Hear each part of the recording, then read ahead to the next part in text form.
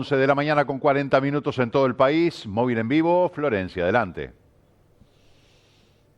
Marcelo, ¿cómo estás? Bueno, como no llegamos a adelantar en realidad el día de hoy, pues estuvimos allí en la Plaza San Fernando, pero sí nos venimos hasta el cuarto piso del Sanatorio Mautone para conversar con el ingeniero Joaquín Ramírez, gerente de Recursos Humanos del Sanatorio Mautone, para que nos cuente lo que será, ¿no? el día de mañana que se celebra a nivel nacional de funcionarios de privados. ¿Cómo es bien la fecha que se celebra mañana? Es un día en el cual se celebra para todos los funcionarios de la salud privada.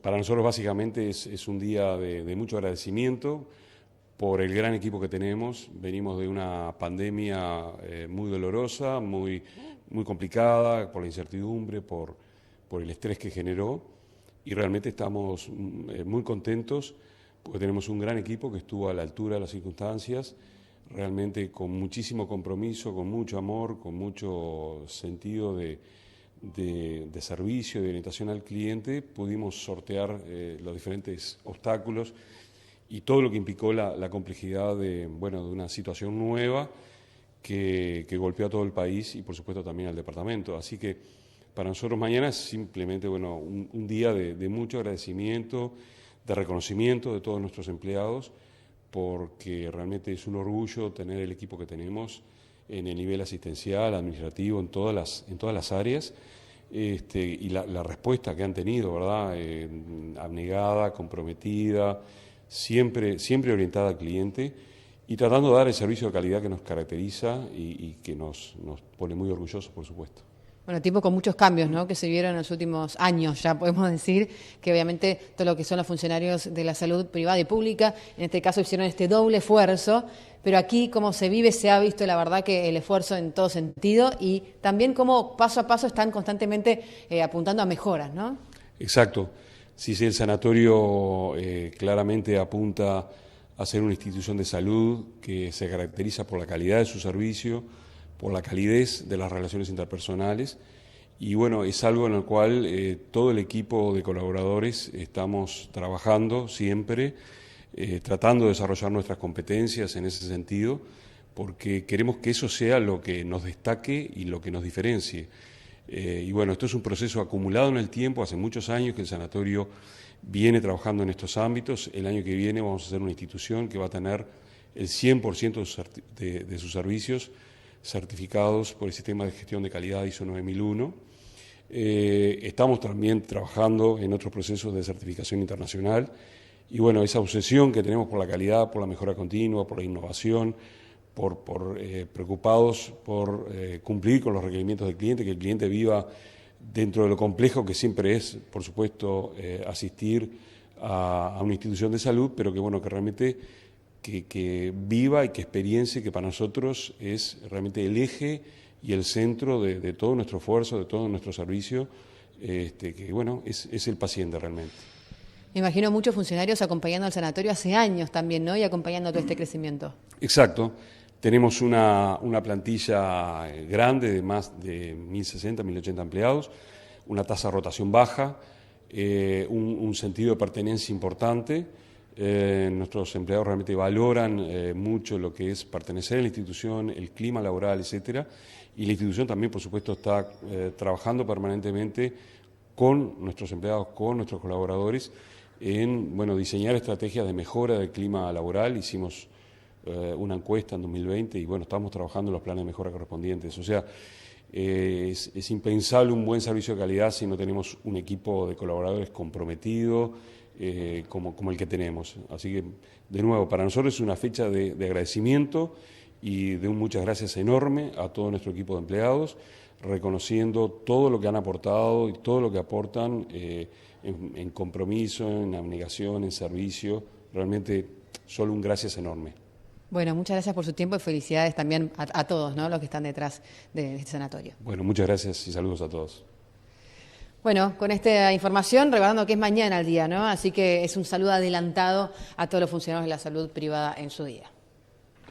Muy bien, muchas gracias Florencia, el saludo para Joaquín también, gracias por esta información. Volvemos más adelante con nuestros compañeros del móvil. Ahora recibimos vía Zoom a Fernando Carota, director ejecutivo de Red de Empresas Inclusivas del Uruguay, ¿Qué tal, Carota? Buen día, un gusto conversar de vuelta con usted. ¿Qué tal? ¿Cómo está? Un gusto realmente retomar el contacto.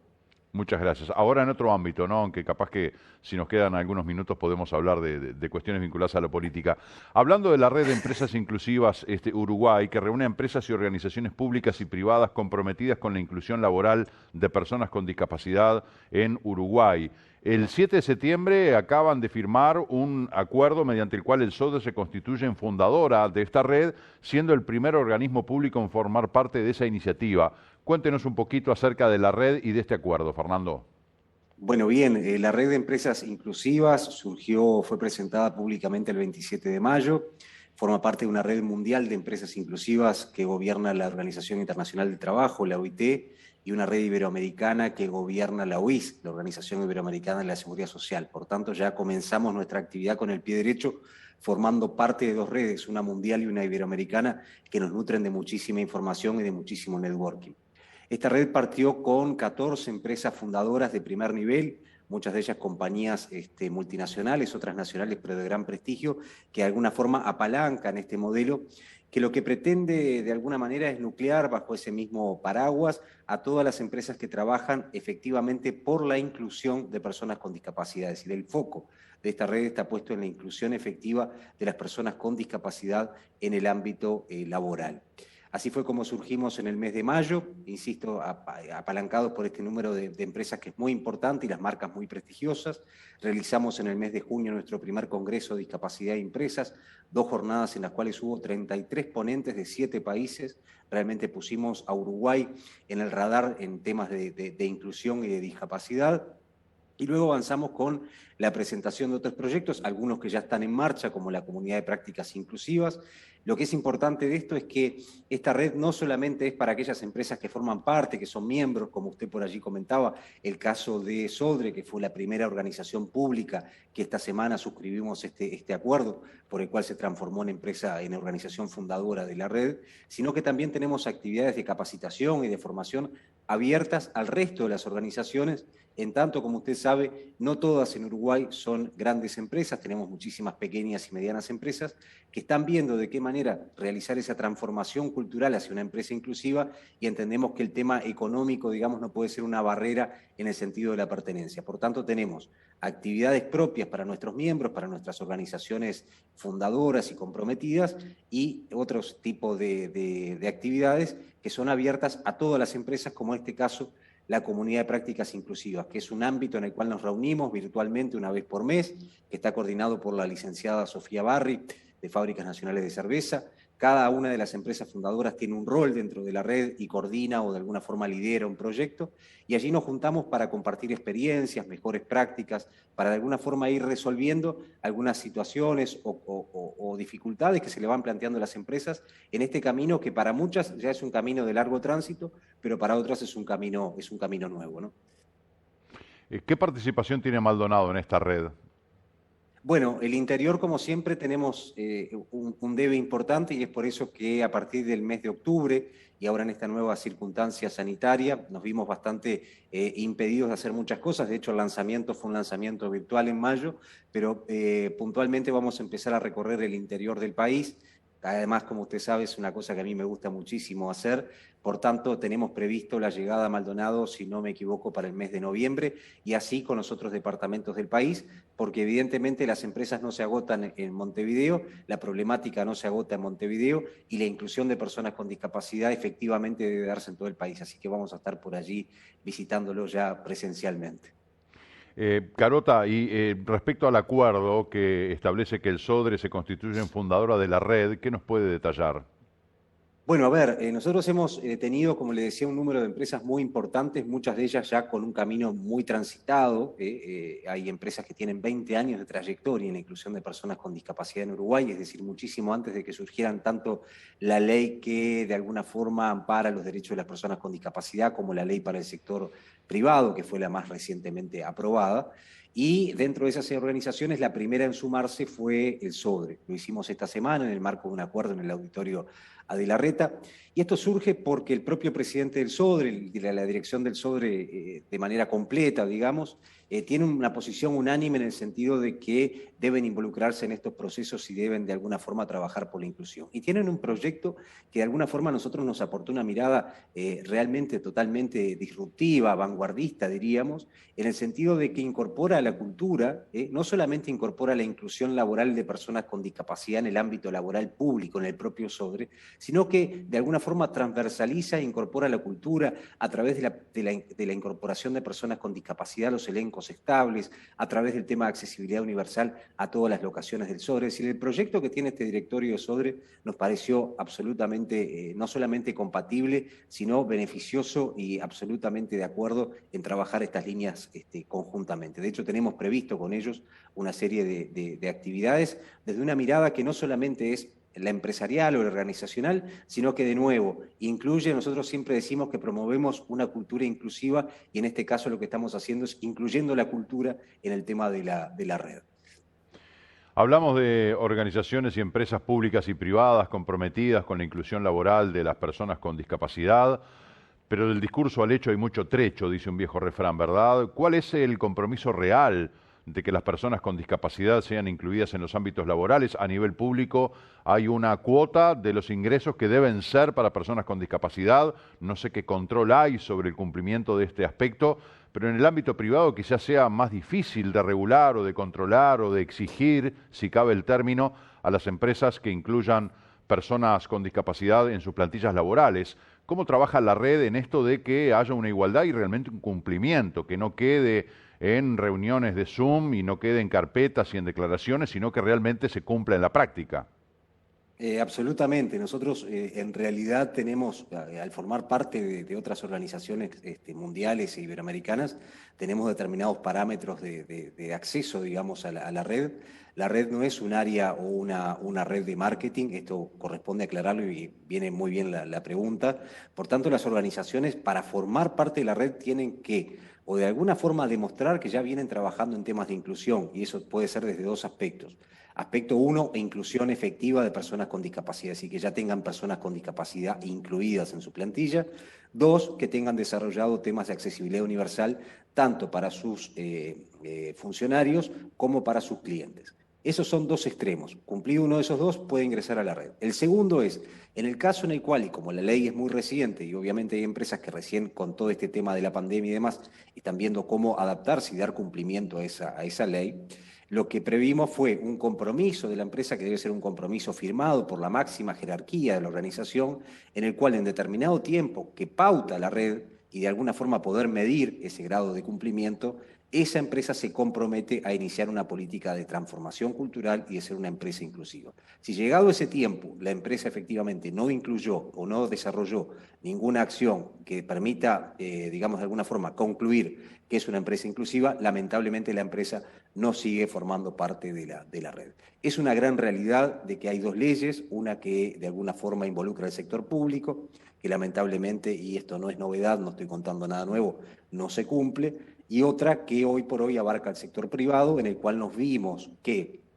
el primer año de cumplimiento, digamos que fue el año pasado, estábamos en pleno contexto de la pandemia, con un mercado laboral muy deteriorado, con un desempleo creciente, con una situación de empleo que nunca se había ni previsto ni visto. Y esto evidentemente también impactó en aquellas organizaciones que de alguna forma habían iniciado esos procesos porque se vieron obligados, no solamente con las personas con discapacidad, sino en general con su plantilla de colaboradores o de trabajadores, a tomar medidas extremas o poco simpáticas, digamos, en función de ese contexto. Entendemos y esperamos que en la medida en la cual vamos ahora hacia una nueva normalidad o hacia una nueva realidad, usted sabe que eso es competencia del Ministerio de Trabajo y Seguridad Social, de la Inspección General de Trabajo. La ley existe, la ley ya va camino a su segundo año de sanción, y esperamos que muchas organizaciones, y por lo que vemos que ha despertado el interés de estas empresas, muchas ya vienen trabajando, otras de alguna forma están buscando ese apoyo necesario. Yo creo que la red evidentemente viene a ser un semillero, un espacio en el cual van a encontrar ese apoyo, esa forma de encontrar, digamos, un acompañamiento cuando inician el proceso de inclusión, que no es sencillo y que no se agota en la frialdad del texto de una ley. Tiene muchas más complejidades y muchas más circunstancias que claramente hay que atender. Y bueno, y para eso creo que la red puede ser un buen aliado, un aliado estratégico que los puede acompañar. Cuando hablamos de discapacidad, podríamos quizá, usted me corregirá si no estoy acertado, dos grandes áreas, la discapacidad intelectual, cognitiva, y la discapacidad física, ¿verdad?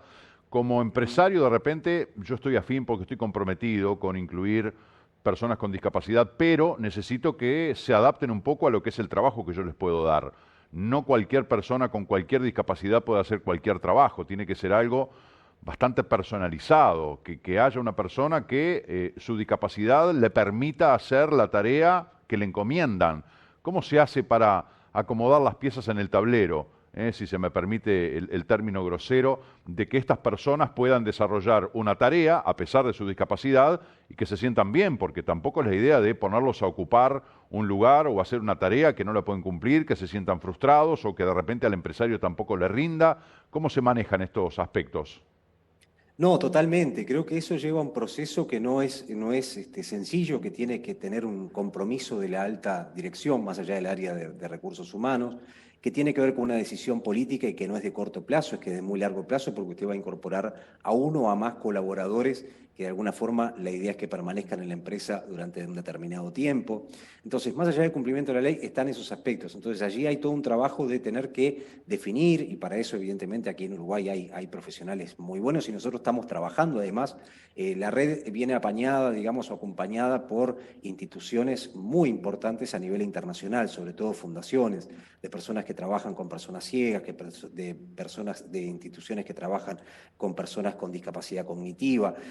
Hay un sinfín de organizaciones, insisto, de carácter internacional, a las cuales permanentemente estamos recurriendo para llegar precisamente a acompañar a las organizaciones en ese momento de la decisión, de decir, bueno, en función del rubro de mi organización, en función de esta decisión que ya tengo tomado, en función de una serie de factores o de circunstancias, ¿qué es lo mejor para mí? O sea, es decir, ¿qué es lo mejor para la organización? Y también, ¿qué es lo mejor para la persona que voy a incorporar o las personas que voy a incorporar? Porque ahí sí, si no, se empiezan a transformar o a plantear una serie de problemáticas que muchas veces, o en algunos casos, termina con el agotamiento, digamos, del proceso de inclusión. Y eso es lo que nadie quiere, no lo quieren las personas con discapacidad, no lo queremos nosotros como red y tampoco lo quiere la empresa porque significa una serie de recursos, de tiempo y de un montón de situaciones que después, digamos, se tiran por la borda. Por tanto, la asertividad en cuanto a ese match que debe generarse entre la persona con discapacidad en función de su discapacidad y de la naturaleza de la organización, de la tarea que se le va a dar, del lugar donde se le va a asignar, del grupo con el cual vamos a trabajar, porque convengamos que esa persona luego se integra a un grupo humano con el cual va a transcurrir el resto de su carrera o de su desarrollo laboral dentro de esa organización. Nosotros, esto a modo de ejemplo, el año pasado pusimos en marcha, previo al tema de la red, esto se hizo desde la Sociedad Uruguaya de Gestión de Personas, que es un ámbito de recursos humanos que ya lleva 7 años en Uruguay y que nuclea a 1.600 académicos, estudiantes y profesionales. De hecho, veíamos hace instantes a Joaquín Ramírez, que fue uno de los fundadores de esta Sociedad Uruguaya de Gestión de Personas, hoy en Sanatorio Mautone. Desde esta sociedad lanzamos el sello Uruguay Valora. Este sello, que Uruguay no lo tenía y que hay en otros países, está en Chile, está en Argentina y en otros países de la región, lo que hace es de alguna forma reconocer esas prácticas. Y entre otras cosas, ¿qué mide? Además del tema de la inclusión. Mide también las posibilidades de desarrollo de carrera, porque no convengamos de que no todas las personas con discapacidad, si bien también es una realidad, tienen bajo acceso y dificultades de acceso notorio al tema de la educación, y en los jóvenes eso tiene un impacto negativo muy importante. También convengamos que la persona debería tener dentro de la organización el derecho a posibilidad de carrera y de desarrollo profesional, técnico o personal en iguales circunstancias que el resto. Entonces el sello, por ejemplo, una de las cosas que mide es, está perfecto que usted haya incluido como organización personas con discapacidad en el año 2010, pero nos gustaría saber esas personas si están en el mismo lugar hoy o si en definitiva a lo largo de 2010 tuvieron las mismas oportunidades de desarrollo. Hay organizaciones donde hay personas con discapacidad que han llegado al retiro, a su jubilación, es decir, han hecho una trayectoria dentro de la organización. Entonces, ¿a qué voy con esto? En que todos esos factores son factores que hay que medirlos previo a dar el primer paso, es decir, bueno, voy a transformarme en una empresa inclusiva. Y son temas muy importantes y muy relevantes y que muchas veces no se pueden tomar en soledad, porque eso puede significar el éxito o el fracaso de una política inclusiva. Y una empresa que de alguna forma fracasa en ese primer intento, luego le cuesta muchísimo volver a tomar la decisión y a decir, bueno, voy a retomar este tema, independientemente del tema de la ley, ¿no? De la existencia de la ley y del cumplimiento de la ley. Sí, acá hay dos elementos, ¿no? Muchos más, pero se me ocurren dos como para tocar antes de cerrar la entrevista. Uno, la hipocresía, ¿no? De empresarios y de personas en general, que de repente decimos una cosa y hacemos otra, de que nos rasgamos las vestiduras con discursos inclusivos o mostrarnos abiertos a la posibilidad de incluir en nuestra plantilla laboral personas con discapacidad y después nos quedamos en el intento porque no se adapta a mi grupo, como señalaba usted, esa persona se va a integrar a un grupo humano, bueno, no logra amalgamarse, no logra integrarse y me distorsiona lo que yo ya tenía, entonces prefiero lamentablemente dejar a la persona fuera. Y por otro lado, el tema de la falta de controles, de la falta de exigir que se cumplan las leyes, las normas, lo que está vigente. Usted hablaba de la función pública, que usted lo dice una vez más, porque es algo que se reitera, de que es algo que no se cumple. Aquí hay una ley que establece que debe haber determinado porcentaje de las plantillas laborales públicas que deben ser ocupadas por personas con discapacidad. Se cumple en algunos casos, son contados con los dedos de una mano, no se llega a los porcentajes establecidos y no pasa nada. Y lo decimos suelto de cuerpo públicamente, bueno, la función pública debería haber, pero no hay, no se cumple y no pasa nada. Entonces también está esa otra parte. ¿Qué hay de los controles para que esto realmente sea efectivo? Sí, totalmente. Nosotros en realidad claramente no podemos cumplir la función, somos No, una no, está claro. organización de la sociedad civil y nos compete, sí, obviamente, colaborar, ayudar, contribuir. De hecho, tenemos un trabajo conjunto tanto con la Dirección Nacional de Empleo, el Ministerio de Trabajo, hemos tenido un sinfín de reuniones y seguramente avancemos en algunos proyectos, ni que decirlo con la nueva gestión del Ministerio de Desarrollo Social, en quien hemos encontrado la mayor disposición y la mejor disposición a poder inclusive generar e impulsar temas conjuntos que posibiliten la efectiva inclusión de las personas con discapacidad. Pero nosotros, y esto muy brevemente, tenemos 2 o 3 proyectos que son buque insignia, digamos, además del sello Uruguay Valora, que reconoce a estas organizaciones, que se va a entregar, estamos ahora en pleno proceso de postulación de prácticas y se entrega el 3 de diciembre de cada año, por segundo año consecutivo, pero tenemos 3 buques insignias de la red. Uno de ellos tiene que ver con un barómetro de inclusión que nos va a permitir de alguna forma comenzar a medir como para poder tomar medidas o pedir, en definitiva, que se adopten medidas en cuanto al tema de la inclusión efectiva de las personas con discapacidad. Ese barómetro abarca el sector privado, abarca el sector público y abarca el sector educativo, que es un tema en el cual daría muchísimo para hablar, pero que en definitiva tiene un alto impacto porque la educación, la inclusión de los estudiantes en el sistema educativo es también un debe que tenemos muy importante. Y cuando vemos muchas veces el tema de la deserción y las dificultades que tenemos en el sistema educativo en general, ni pensar cuando bajamos a nivel de detalle qué pasa con las personas con discapacidad. Entonces el barómetro es uno de los proyectos, el segundo se llama Pacto de Inclusión. Es un proyecto de efectiva inclusión de personas con discapacidad que tiene 36 meses de ejecución, que obviamente estamos trabajándolo allí muy fuerte, se empieza a ejecutar el año que viene, con la idea de poder demostrar con números de que las organizaciones a través de ese proyecto han logrado efectivamente incluir personas con discapacidad. El tercer proyecto tiene que ver con un proyecto que se llama Estamos a Tiempo, en el cual venimos trabajando muy bien, que va a tener llegada a todo el país y que significa, y aquí sí apuntamos al tema educativo, donde estamos trabajando con una fundación argentina para transformar el tema de textos educativos a textos accesibles para personas ciegas. Es decir, que las personas ciegas puedan acceder en igualdad de condiciones que las personas que no tienen discapacidad a textos educativos. Vamos a comenzar por bachillerato, luego vamos a ir a tiempos anteriores, es decir, a educación inicial y educación secundaria básica, pero básicamente allí estamos, trabajando muy fuerte en un proyecto de alto impacto social que se sustenta con voluntariado corporativo. Muchas de las empresas de la red tienen una experiencia muy rica en el tema de voluntariado corporativo y de allí también el tema de llegar al interior porque hay dificultades saliendo del cinturón de Montevideo en cuanto al el tema de accesibilidad a la educación. El último proyecto tiene que ver con la Expo Inclusión, que es una feria de empleo virtual que presentamos ya el mes de diciembre del año pasado, que se va a estar realizando del 1 al 3 de diciembre de este año, que es una feria la cual de alguna forma va a conectar a las empresas con las personas con discapacidad para poder explicarles más qué es lo que están haciendo y de alguna forma encontrar oportunidades laborales concretas e inserción laboral al mercado de manera concreta. O sea que por ahí es por donde venimos trabajando y con eso vamos a estar de alguna manera finalizando este año. Fernando Carota, seguramente, como usted dijo hace un ratito, va a hacer alguna gira, alguna recorrida por Maldonado. Tendremos la posibilidad de conversar personalmente, de recibirlo otra vez aquí en el estudio para hablar. Y quizá ahí, hoy no nos dio el tiempo, hablemos de temas de política partidaria. Bueno, la gente quizá recuerde que usted fue precandidato a ser candidato a presidente de la República por el Partido de la Gente, pero bueno, como es un tema para hablarlo un poquito más extensamente, lo dejamos por ahí pendiente, allí con un símbolo de pendiente para cuando nos visite aquí en el estudio, si le parece. Estoy abocado a esta nueva iniciativa, los tiempos son dinámicos, va a ser un gusto volver a encontrarnos presencialmente luego de tantos meses en los cuales, bueno, todos sufrimos las consecuencias de este COVID y lamentablemente tengo una inhibición de poder hablar de temas, de pronunciarme sobre temas políticos, aunque comprenderá que ganas no me faltan. Pero claro, no, pero no le voy a pedir ningún pronunciamiento, simplemente que nos cuente en qué anda, pero le vamos a buscar la vuelta, de algo vamos a hablar. Fernando, muchas gracias, gracias por atendernos. Un abrazo. Un gusto como siempre, que pasen bien. Gracias, igualmente, chau. Hasta luego. Chau.